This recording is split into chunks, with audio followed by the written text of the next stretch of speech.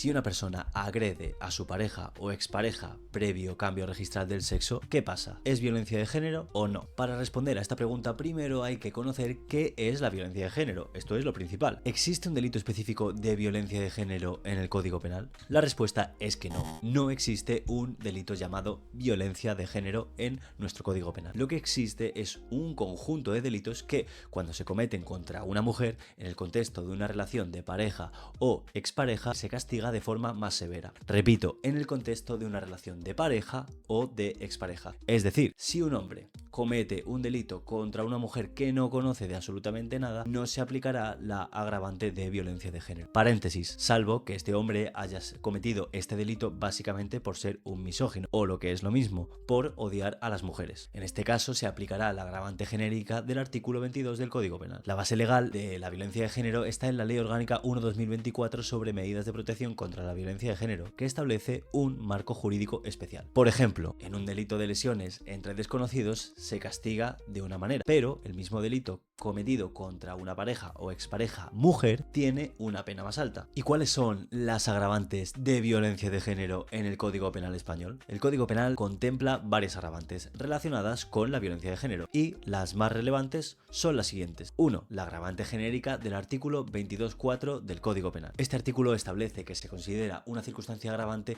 cuando el delito se comete por motivos de género. En este caso se aplica cuando la acción criminal está impulsada por una visión de superioridad, desprecio o dominación del hombre sobre la mujer. Aunque lo cierto es que en teoría la agravante del artículo 22.4 del Código Penal, es decir, cometer el delito por motivos de género, también podría aplicarse a una mujer que agrede a un hombre si se demuestra que la agresión de la mujer se basa en el género del hombre y en una intención discriminatoria o de dominio sobre él por el hecho de ser un hombre. 2. Vamos con la agravante específica en delitos de lesiones y de maltrato del artículo 148 y 153. Estos artículos sancionan las agresiones físicas o psíquicas cuando la víctima es o haya sido esposa o pareja del agresor y castiga con penas más graves estas lesiones que si la agresión se produjera entre personas pero sin esa relación. Y 3. Otros delitos que también cuentan con esta agravante de violencia de género son el acoso, artículo 172 ter, amenazas, artículo 171, coacciones, artículo 172.2 y delito de agresión sexual, artículo 180. Vamos ahora con otra cuestión. ¿Los delitos con la agravante de violencia de género pueden ser también cometidos por mujeres? La respuesta es que no. En el caso de que el agresor sea una mujer y la víctima un hombre dentro de una relación de pareja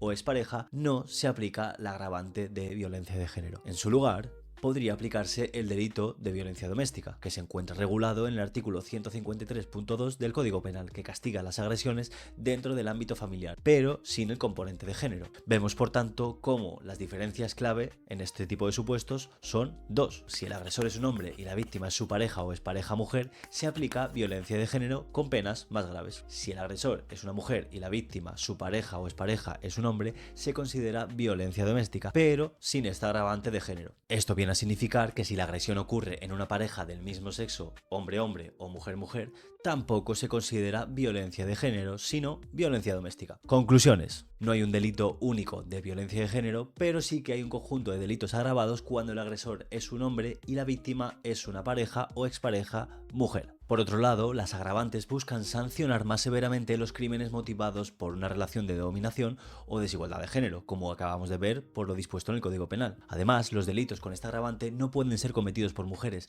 ni por parejas del mismo sexo. Y ahora sí, respondemos a la pregunta. Si un hombre se convierte en mujer, ¿esto le permite evitar la aplicación de la ley de violencia de género y por tanto evitar la responsabilidad penal agravada? La respuesta es depende. Sí que se puede considerar violencia de género aunque se haya cambiado de sexo en ciertos casos. Si se demuestra que el cambio de sexo registral se realizó con la única intención de evitar la legislación de violencia de género, sí que se podría aplicar el fraude de ley y considerar la agresión como violencia de género. Pero claro, como en todo delito y en derecho penal, hay que demostrarlo. Y aquí el criterio clave es la intencionalidad. Por otro lado, no todo cambio de sexo registral invalida la aplicación de la legislación de violencia de género. Se debe analizar caso por caso y considerar las pruebas indiciarias. Como ya he comentado, en la ley no se exigen requisitos médicos o psicológicos trans para modificar el sexo, lo que genera evidentemente un vacío legal muy peligroso. Por lo tanto, los jueces deben ser capaces de interpretar el fraude de ley en estos casos para evitar que se use el cambio registral como una vía para evadir la ley. ¿Y cuáles podrían ser algunas propuestas de reforma para este cambio de sexo?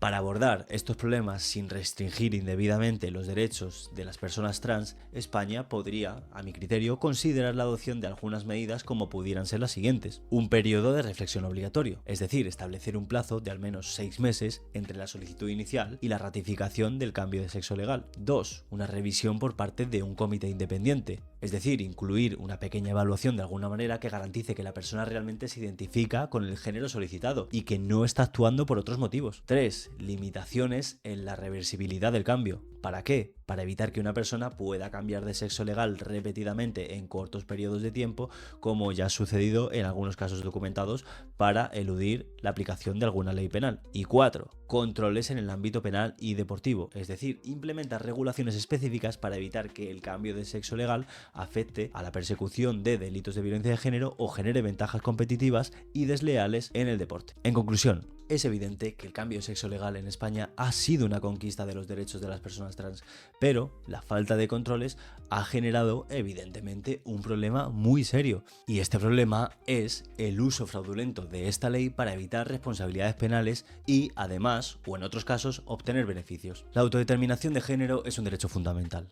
Estamos de acuerdo, pero su implementación sin ningún requisito puede generar y está generando serios problemas legales y sociales. Para mí, exigir un mínimo de requisitos no supone ninguna discriminación, sino una forma de garantizar que el sistema es justo para todos. Entiendo, en mi opinión, que es fundamental que el debate sobre este tema se base en datos objetivos y en un análisis profundo de los efectos que esta legislación puede tener en la sociedad en su conjunto. Pero claro, como aquí en España se promulgan y se aprueban leyes como el que redacta una carta para los Reyes Magos, pues así nos va. Entonces, ni os creáis el discurso defensor del cambio de sexo a cualquier precio y sin ningún tipo de requisitos, ni os creáis el discurso que detesta y menosprecia el cambio de sexo diciendo que todos lo hacen por sacar beneficio personal o profesional. Tened vuestro propio criterio. Y esto ha sido todo, familia. Dale a like si te ha gustado el vídeo, espero vuestras opiniones en los comentarios y os agradecería muchísimo que os suscribieseis para seguir apoyando este canal. Y recuerda, piensa siempre fuera de la caja.